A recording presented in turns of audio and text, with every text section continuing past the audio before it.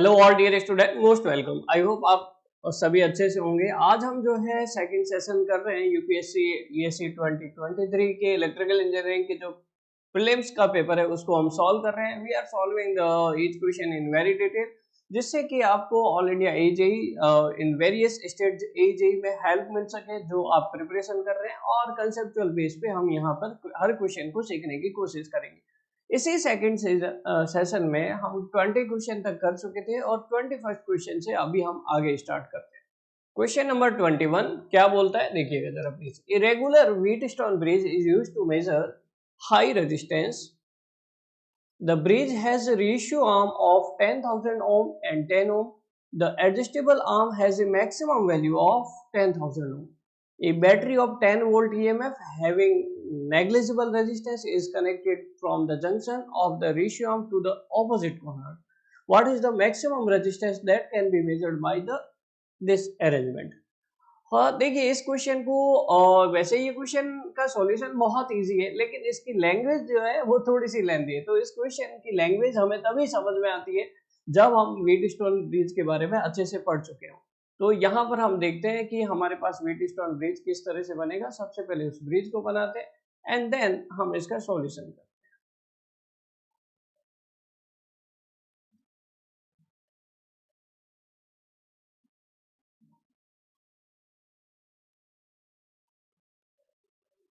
ठीक है, देखिएगा यहाँ पर बनाते हैं आप। यहाँ पर रेजिस्टेंस P, यहाँ पर Q, यहाँ पर R और यहाँ पर S।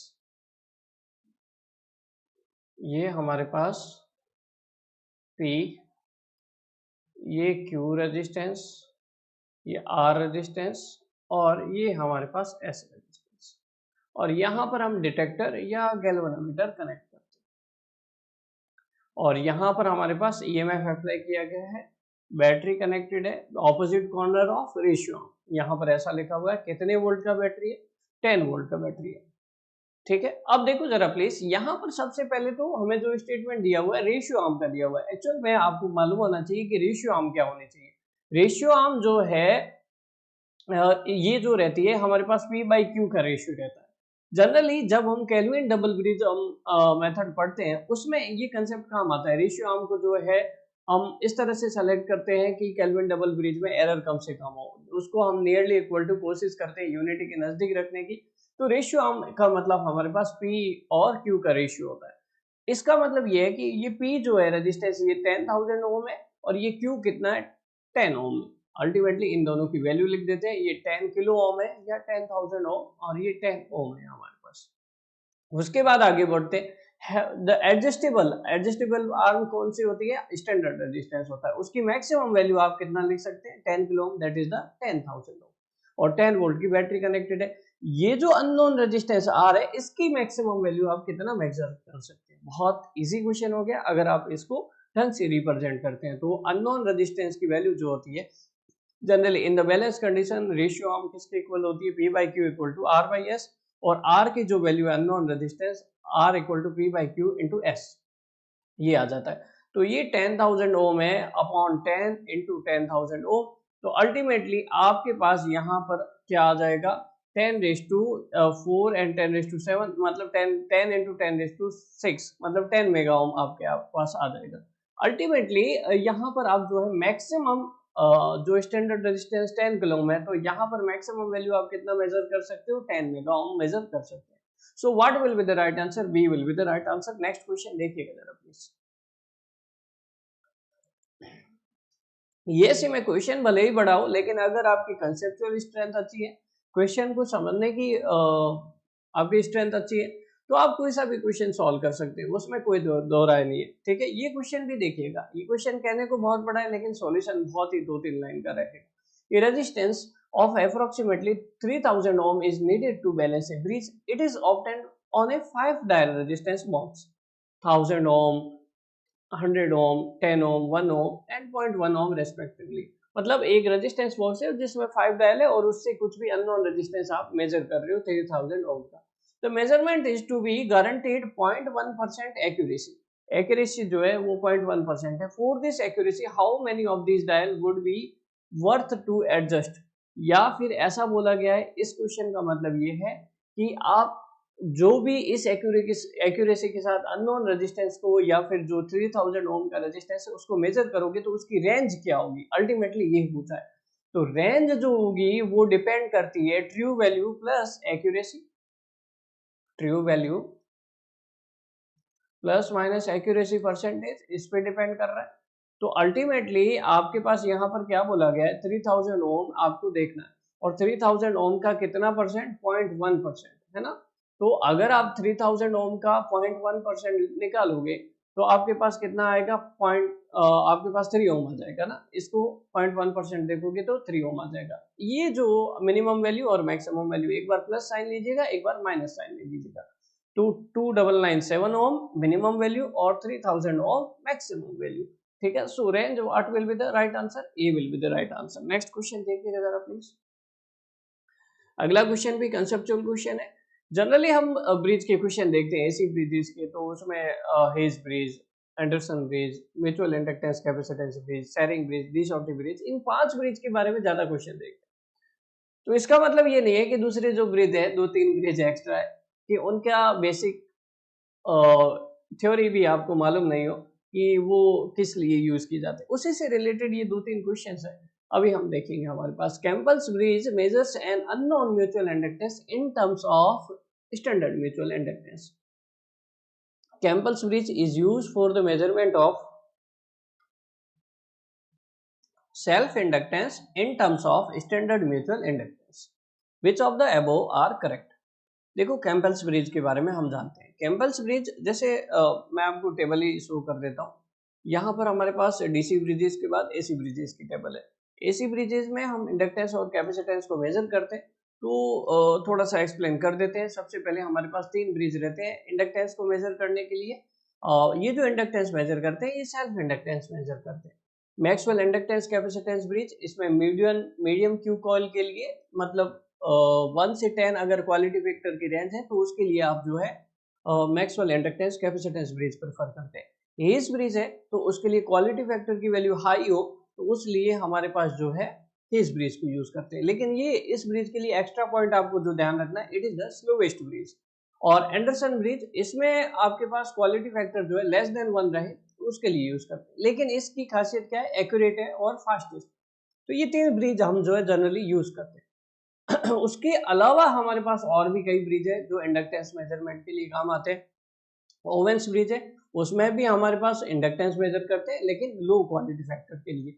हैवीसाइड ब्रिज है, म्यूचुअल इंडक्टेंस मेजरमेंट करेगा। हैवीसाइड ब्रिज का नाम भी हैवीसाइड म्यूचुअल इंडक्टेंस ब्रिज है, तो म्यूचुअल इंडक्टेंस हम कैलकुलेट करने के लिए, मेजर करने के लिए काम करते हैं। अब क्वेश्चन जो पूछा गया था कैंपल्स ब्रिज के बारे में, है ना, ये मॉडिफिकेशन होता है हैवीसाइड ब्रिज का, और इसका काम भी क्या मेजर करना है, म्यूचुअल इंडक्टेंस को मेजर करना है। सो क्वेश्चन की तरफ जाते हैं हमारे पास कि it is used for the mutual inductance in terms of standard mutual inductance या use for self inductance. Self inductance वाला स्टेटमेंट तो गलत हो गया। सो स्टेटमेंट करेक्ट कौन सा होगा, A, first one only. Next question देखिएगा जरा प्लीज।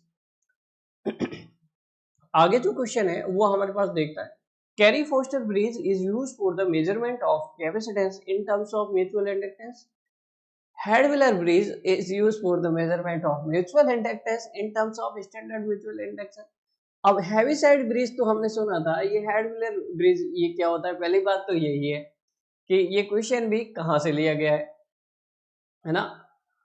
आप जनरली ऐसा होता है कि फॉरेन पब्लिकेशंस की जो क्वेश्चन डिजाइन करते हैं, फॉरेन पब्लिकेशन की कोई बुक हो उसमें स्टैंडर्ड नया ब्रिज ऐड कर देते हैं।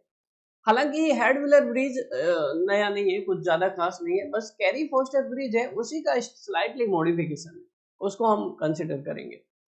तो वहां से एग्जामिनर इस पॉइंट को उठाते हैं और ईएससी का पेपर है तो उसमें डालना, यहाँ पर पॉइंट डाल देते हैं। तो देखिएगा इन दोनों के बारे में हम डिस्कस करते हैं।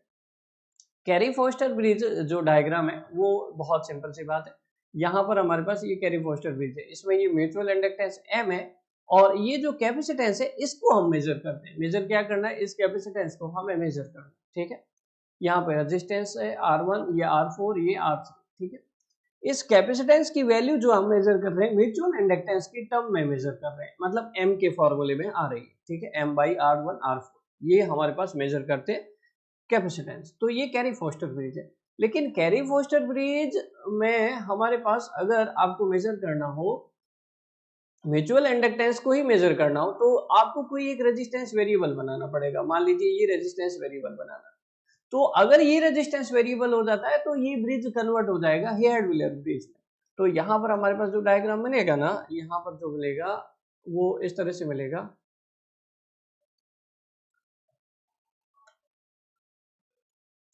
यहाँ पर अगर हम डायग्राम देखें हेयर्ड विलियर ब्रिज का, तो ये डायग्राम रहता है। वैसा ही है हमारे पास, स्लाइटली हमारे पास यहाँ पर वेरिएबल रेजिस्टेंस हमने R2 ऐड कर दिया, ठीक है, और इसको भी हम वेरिएबल बना देते हैं। म्यूचुअल इंडक्टेंस वही है, म्यूचुअल इंडक्टेंस को इन द बैलेंस कंडीशन में मेजर करते हैं, किसकी टर्म में, सेल्फ इंडक्टेंस की टर्म में मेजर करते हैं, ठीक है, या फिर कैपेसिटेंस की टर्म में मेजर करते हैं।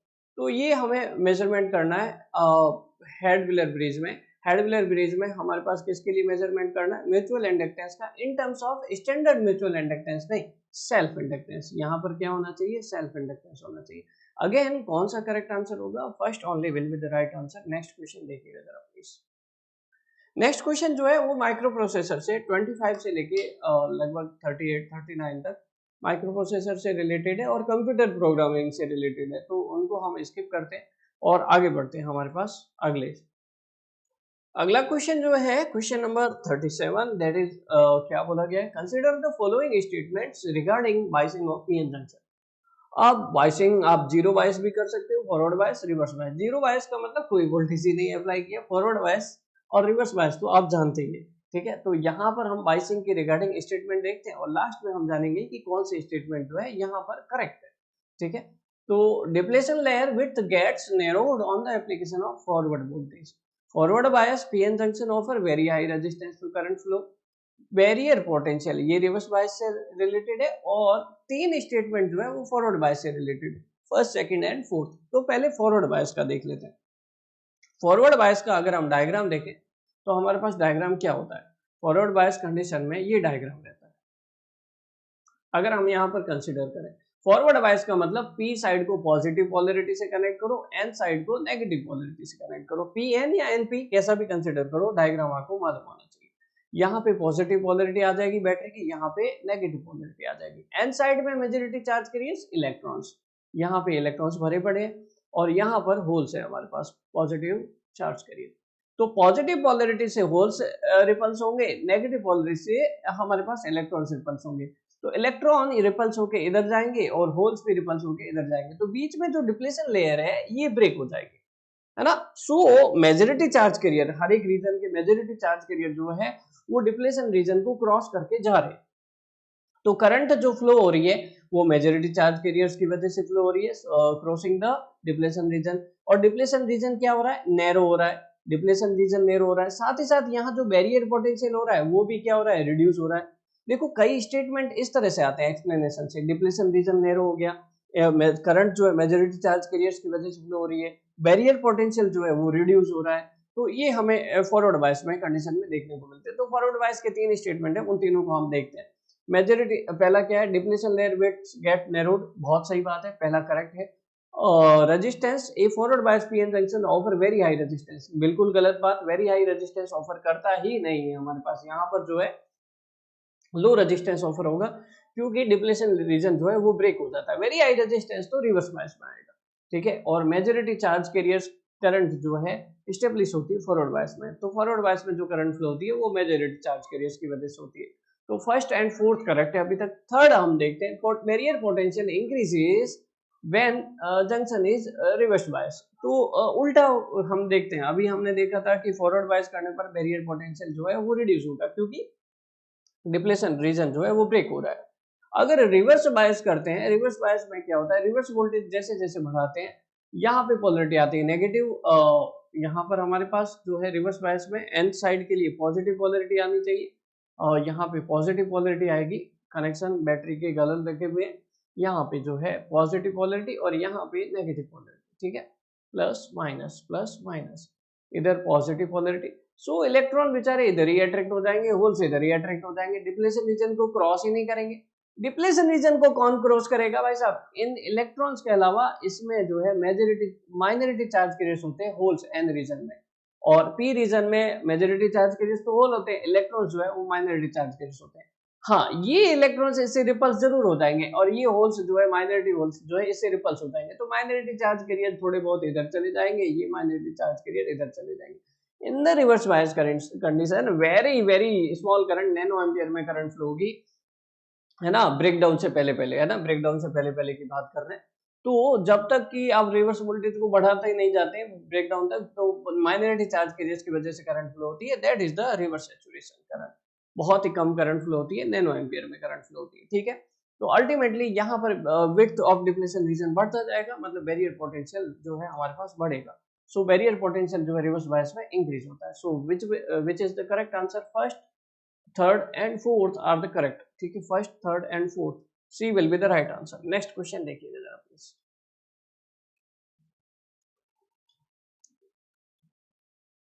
अगला क्वेश्चन फॉर्मूला बेस्ड है, सिंपल, बहुत सिंपल क्वेश्चन है। Which one of the following is the correct representation of Boltzmann equation, diode equation of standard notation? I is the diode current, V is the bias voltage and VT is the thermal voltage. ये आपको बोला गया।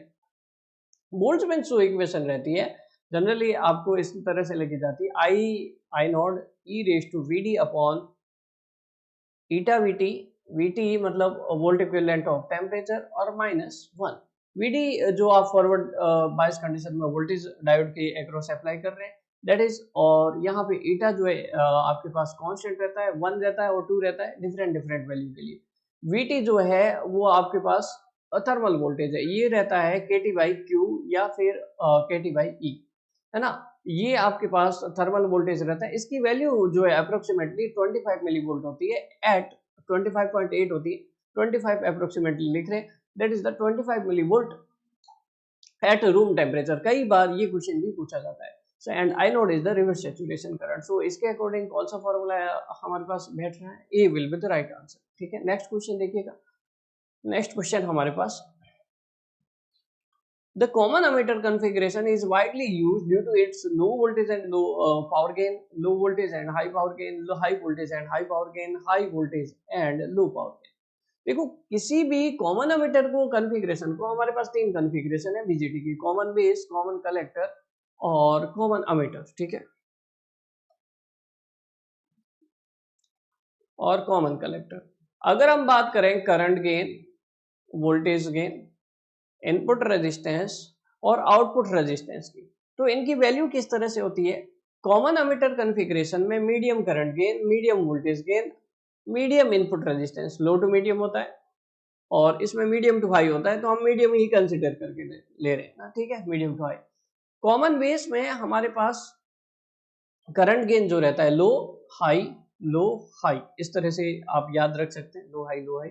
इसमें उल्टा होता है high low high low, इस तरह से ये जो है हमारे पास रेंज रहती है।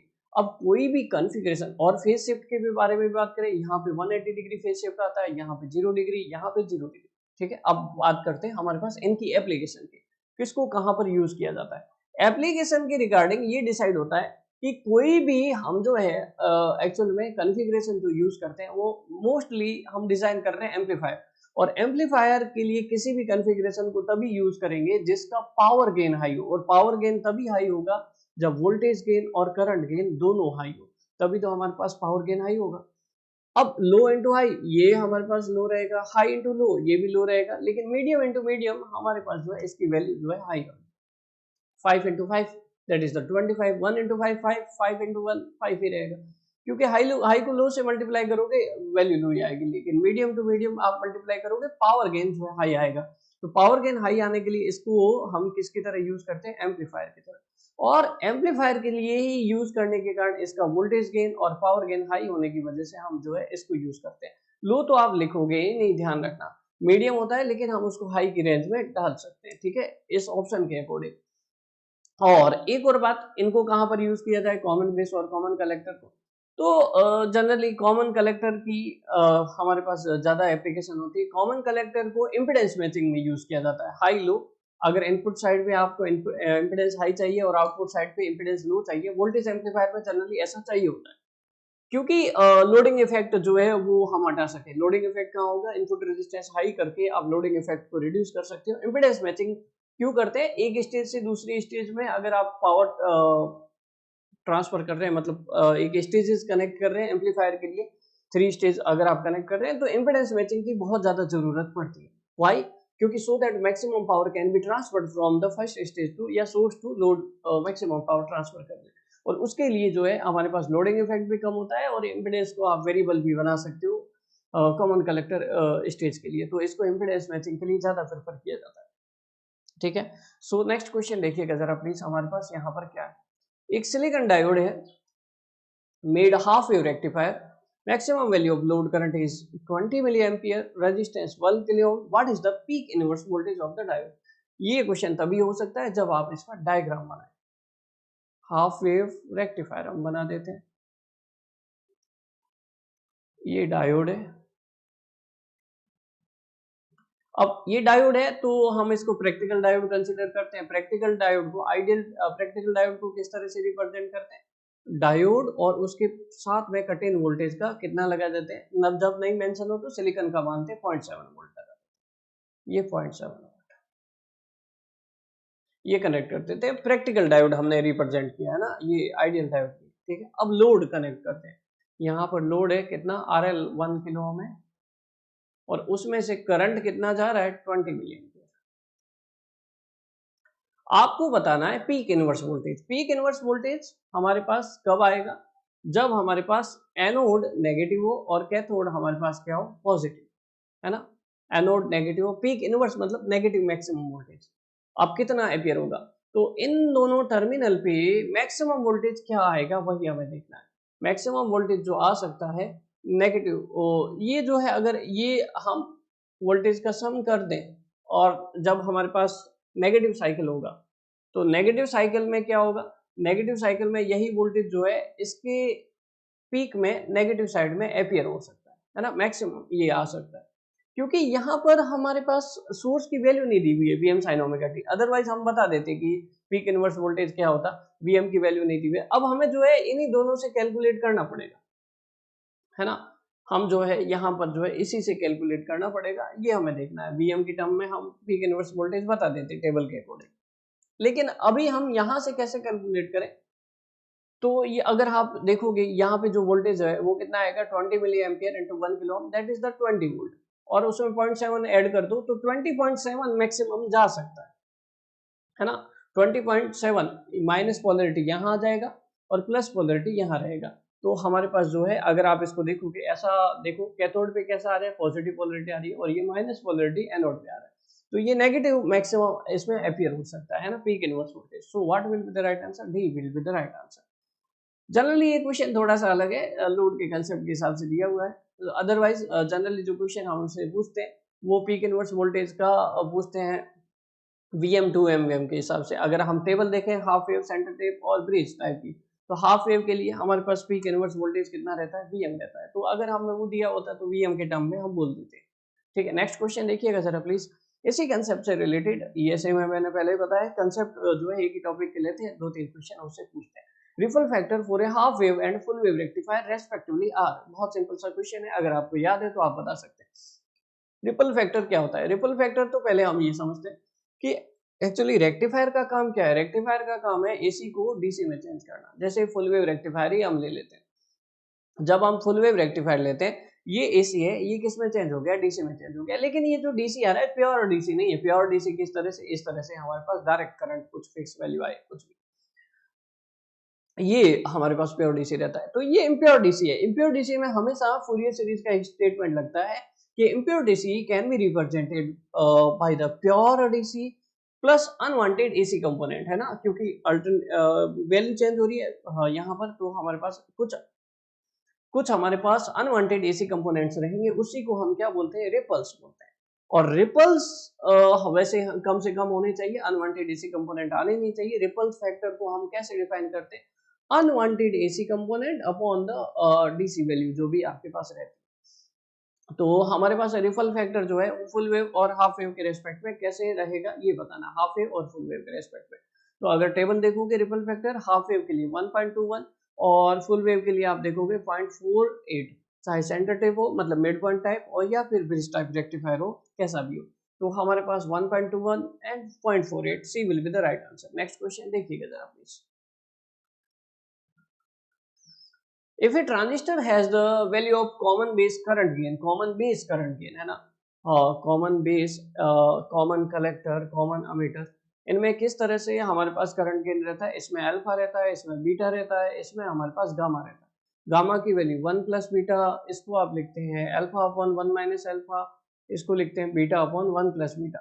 यही टर्म से रिलेटेड क्वेश्चन पूछा गया है, what is the value of common ammeter current gain, common ammeter current gain that is the beta, और आपको क्या दिया हुआ है, कॉमन बेस का गेन दिया हुआ है दैट इज द अल्फा दिया हुआ है। अल्फा आप जैसे हमेशा ध्यान रखिएगा, ये बहुत कंसेप्चुअल क्वेश्चन है, वैसे तो इजी क्वेश्चन है, कंसेप्चुअल इसलिए है कि कभी भी हमेशा ध्यान रखिए, कभी भी अगर आपके पास करंट गेन लेस देन 1 है तो कॉमन बेस कॉन्फ़िगरेशन ही होगा, लेस देन 1 है, इसमें करंट गेन लेस देन 1 रहता है, इसमें हाई रहता है, बीटा जनरली हाई होता है, 49 100 इतना रहता है ना, आपके पास मान लीजिए 100 है तो ये 1 प्लस बीटा 101 हो जाएगा। तो सबसे हाईएस्ट करंट गेन जो आता है वो आपके पास कॉमन कलेक्टर स्टेज में आता है, लेकिन इसको एम्पलीफायर के लिए यूज इसलिए नहीं करते क्योंकि इसमें वोल्टेज गेन लो आ जाता है, इसमें करंट गेन हाई आ जाता है, इसमें करंट गेन हाई आ जाता है और वोल्टेज गेन जो है करंट गेन इसमें लो आता है और वोल्टेज गेन इसमें हाई आ जाता है।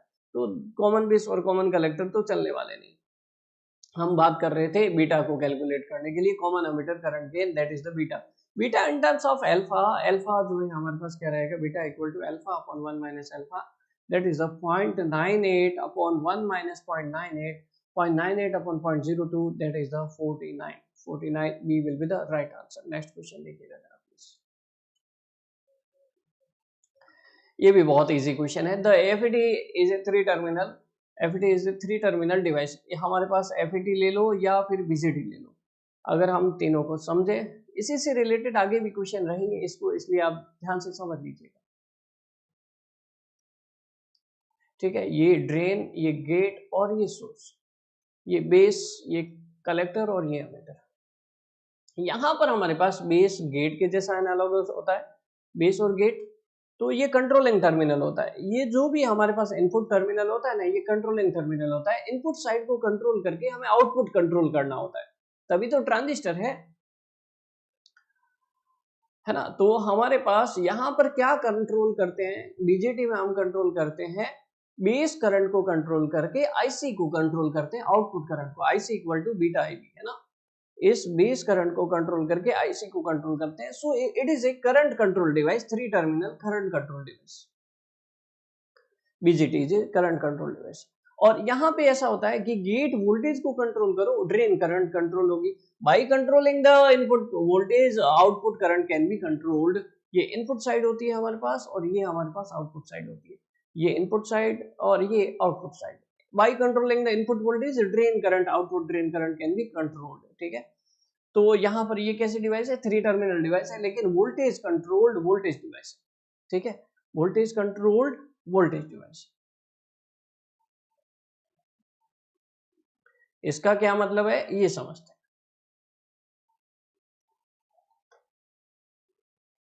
वोल्टेज कंट्रोल वोल्टेज डिवाइस है या नहीं है ये देखते हैं, अभी कंफर्म नहीं है, देखते हैं इसको क्या लिखेंगे, देखते हैं एक बार, ऐसे समझते हैं। एक्चुअली मैंने आपको पहले भी बताया हुआ है, अगर आपको नहीं जानते तो आप ध्यान से देखिएगा, जितने भी एम्पलीफायर होते हैं these are nothing but the dependent sources, जो हम सर्किट में डिपेंडेंट सोर्स रिप्रेजेंट करते हैं ना, 4 टाइप के होते हैं, समराइज फॉर्म में हम आपको एक्सप्लेन कर देते हैं। 4 टाइप के जो डिपेंडेंट सोर्स होते हैं,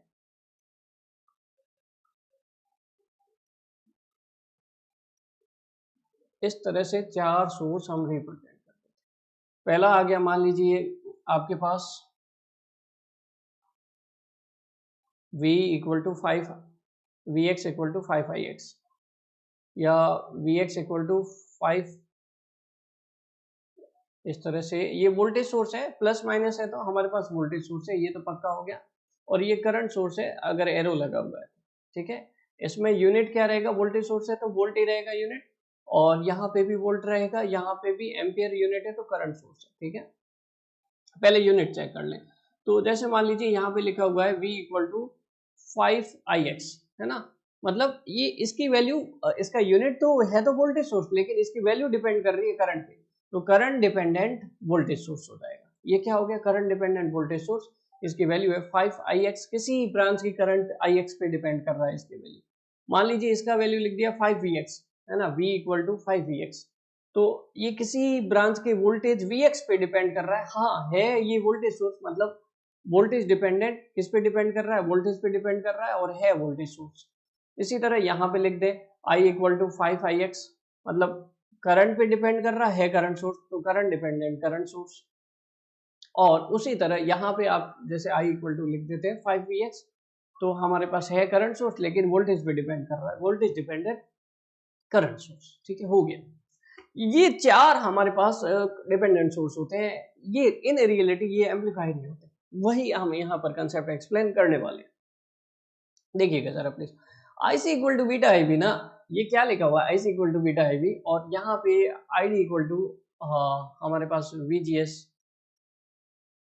1 minus VP, ID equal to IDSS 1 minus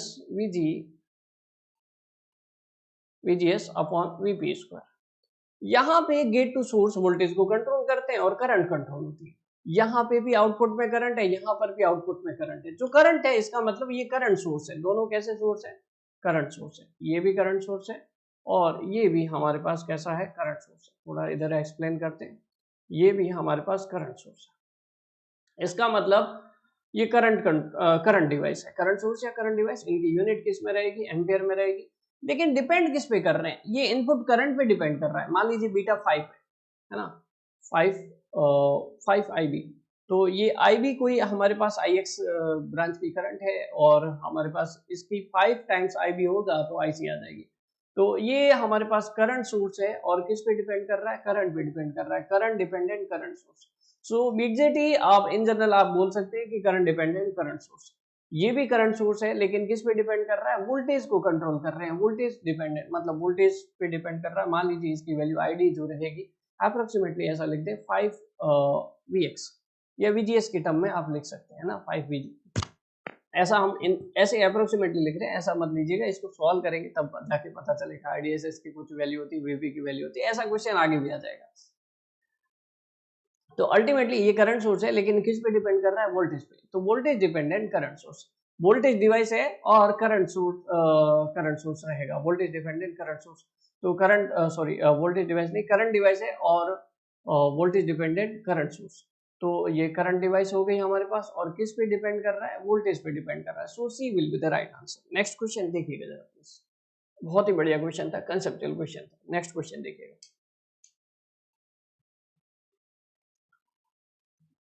अगला क्वेश्चन थोड़ा सा कैलकुलेशन वाला है लेकिन बड़ा क्वेश्चन देखिए, घबराना नहीं, बहुत इजी सॉल्यूशन होगा।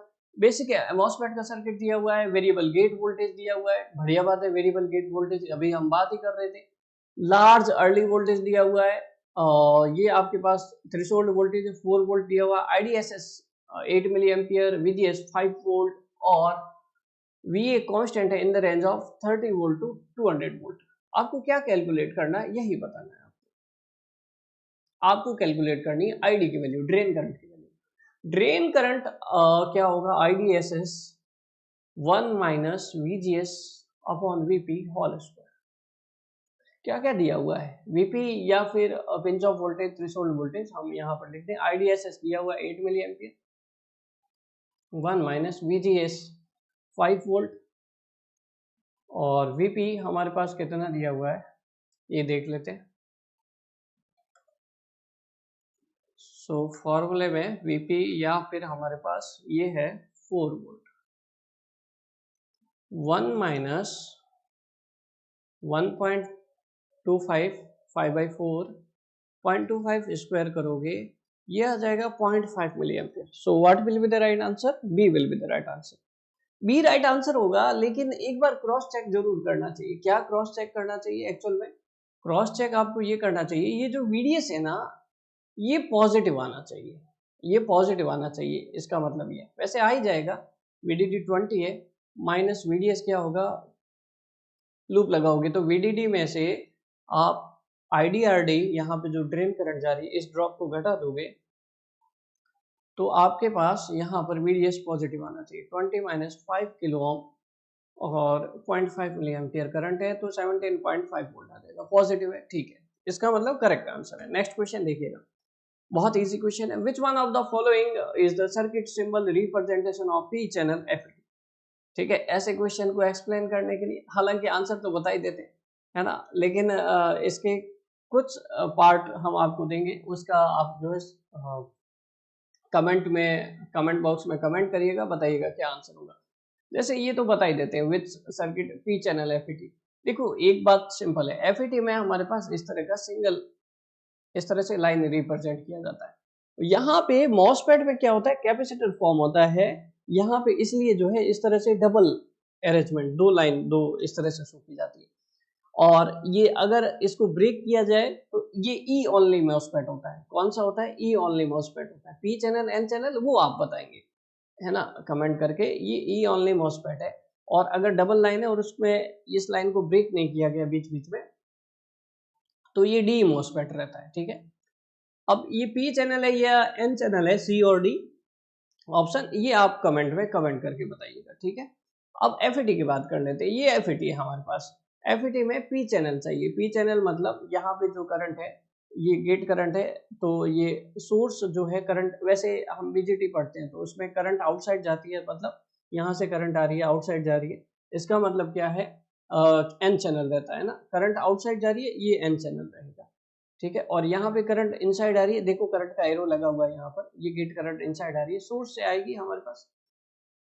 ठीक है, तो इस तरफ अगर अंदर की तरफ एरो है तो हमारे पास जो है ये पी चैनल FET रहेगा। So what will be the right answer, B will be the right answer, और सी और डी के बारे में आप कमेंट करिएगा। ठीक है, नेक्स्ट क्वेश्चन देखिएगा जरा प्लीज। ये क्वेश्चन थोड़ा सा लेंथी है लेकिन कंसेप्चुअल है और आपको समझना भी पड़ेगा। जैसे हमारे पास BJT के 3 कॉन्फ़िगरेशन होते हैं, common base, common collector, common emitter, उसी तरह यहाँ पर भी हमारे पास FET या MOSFET के 3 कॉन्फ़िगरेशन होते हैं, common gate, common drain, common source.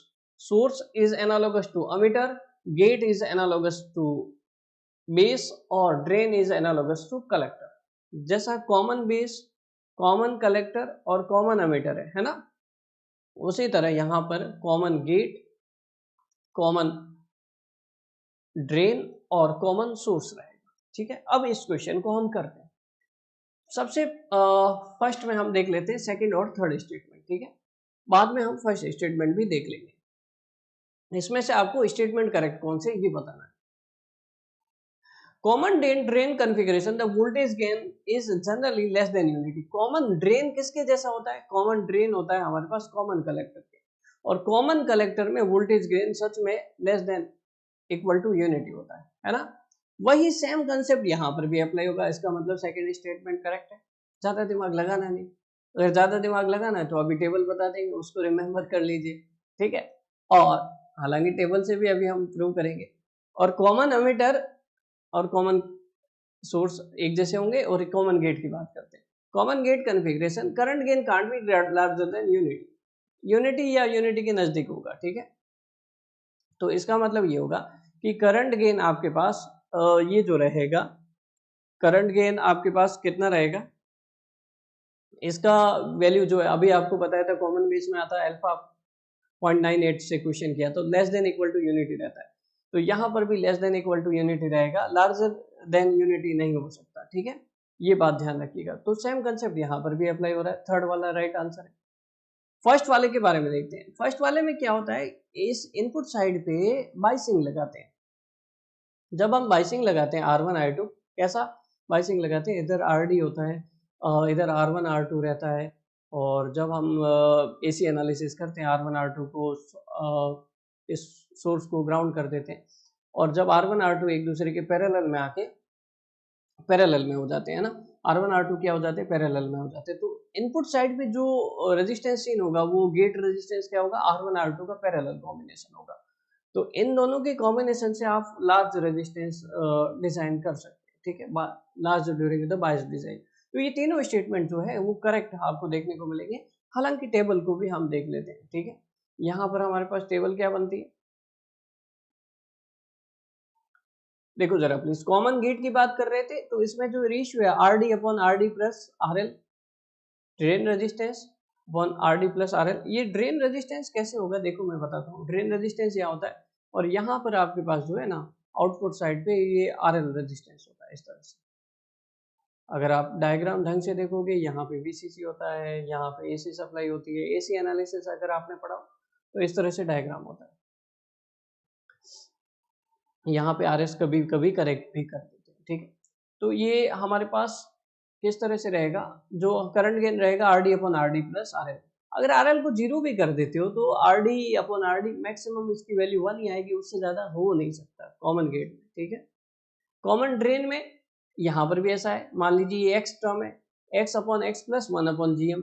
तो अगर इस 1 अपॉन जी एम को जीरो भी कर दो तो भी एक्स अपॉन वर्स हमारे पास मोर देन यूनिटी हो ही नहीं सकता, तो less than equal to unity, ये भी less than equal to unity. Diagram से आप टेबल से देख सकते हैं, ठीक है। अब हमारे पास इनपुट रेजिस्टेंस का एक स्टेटमेंट था, वहां पे गेट रेजिस्टेंस था, तो गेट पे जो है R1 R2 पैरेलल में आ रहे हैं, उन दोनों के कॉम्बिनेशन से आप उसको डिजाइन कर सकते हैं अच्छे से। नेक्स्ट क्वेश्चन देखिएगा जरा please. N amplifier has a bandwidth of 500 kilohertz, 500 kilohertz bandwidth है, वोल्टेज गेन आपके पास 100 है।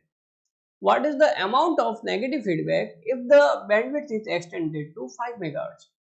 अगर मान लीजिए आपके पास कोई एम्पलीफायर ए था, उसमें इनपुट वोल्टेज अप्लाई किया या आउटपुट वोल्टेज, और आपने यहाँ पे फीडबैक अप्लाई कर दिया, फीडबैक फैक्टर बीटा, और यहाँ पे नेगेटिव फीडबैक अप्लाई किया माइनस साइन के साथ।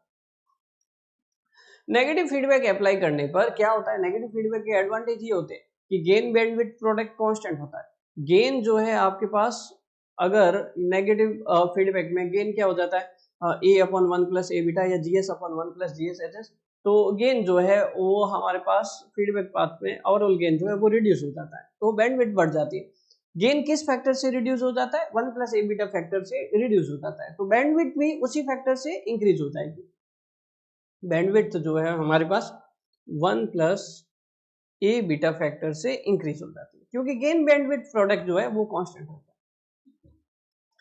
अब हमें क्या कैलकुलेट करना है, यहां पर देखते हैं। What is the amount of negative feedback, amount of negative feedback मतलब नेगेटिव फीडबैक का गेन पता करना है। नेगेटिव फीडबैक का गेन कैसे पता चलेगा, एएफ कैलकुलेट करना है। एएफ तभी मिलेगा ना जब ए तो हमारे पास 100 है, 1 प्लस 100, बीटा की वैल्यू मालूम।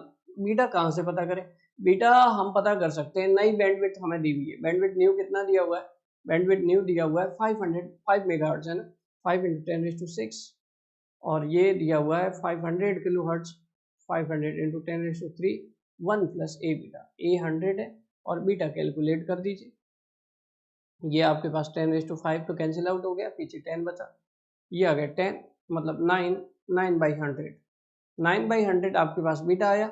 अब ये यहाँ पर रख दीजिए 9/100, यहाँ पर 100/10 क्या आ गया, 10 आ गया। अल्टीमेटली आपके पास ये लगभग इतना आना चाहिए हमारे पास, 10 के अप्रोक्सीमेट। 10 के अप्रोक्सीमेट हमारे पास जो आ रहा है वो ओवरऑल गेन आ रहा है ना, नेगेटिव फीडबैक। लेकिन ऐसा कोई ऑप्शन नहीं है हमारे पास। इसका मतलब ये है कि अमाउंट ऑफ नेगेटिव फीडबैक मतलब फीडबैक फैक्टर के बारे में पूछ रहे हैं, और फीडबैक फैक्टर हमने निकाल ही दिया 9/100, that is the 0.09। So what will be the right answer, C will be the right answer. Next question देखिएगा जरा प्लीज। नेक्स्ट क्वेश्चन हमारे पास है, an amplifier has a open loop voltage gain of 1000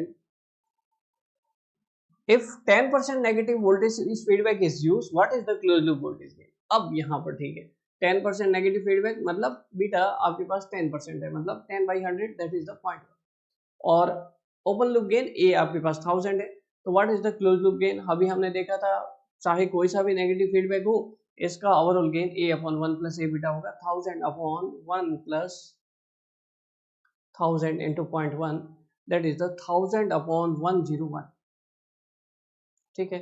approximately कितना आ जाएगा आपके पास, 1000 upon 101, ये 9.90 C will be the right answer, ठीक है। सो अभी तक हमारे पास यहाँ पर ये एडीसी एनालॉग के क्वेश्चन हो गए, बेसिक इलेक्ट्रॉनिक्स के, मेजरमेंट के और सर्किट के, 3 सब्जेक्ट के क्वेश्चन ये से हम कर चुके हैं। आगे क्वेश्चन मटेरियल साइंस के, अगर आप बोलेंगे तो वो क्वेश्चन कर देंगे, अगर आप नहीं तो नेक्स्ट सब्जेक्ट जो कंट्रोल सिस्टम के इसके बाद कोर्स है क्वेश्चन है उसको हम डायरेक्ट ले लेंगे, ठीक है। तो कमेंट करिएगा। It is the end of today's session, we will meet on tomorrow. Till then thank you so much, फिर मिलेंगे। हाँ, और एक और बात, अगर आपको ये एमसीक्यू सीरीज अच्छी लग रही है, वैसे हम कई एमसीक्यू लाइव क्लासेस ले चुके हैं, लेकिन अगर आपको और भी ज़्यादा ऐसा लगता है कि प्रैक्टिस क्वेश्चन करते हैं और कॉन्फिडेंस नहीं आता है, तो आप क्रैश कोर्स भी ज्वाइन कर सकते हैं। एमसीक्यू क्लासेस जो है आपके ऐप में अवेलेबल है, तो ऐप का लिंक जो है इस वीडियो के डिस्क्रिप्शन में आपको मिल जाएगा, वहां जाके इसको आप ज्वाइन कर सकते हैं, ठीक है।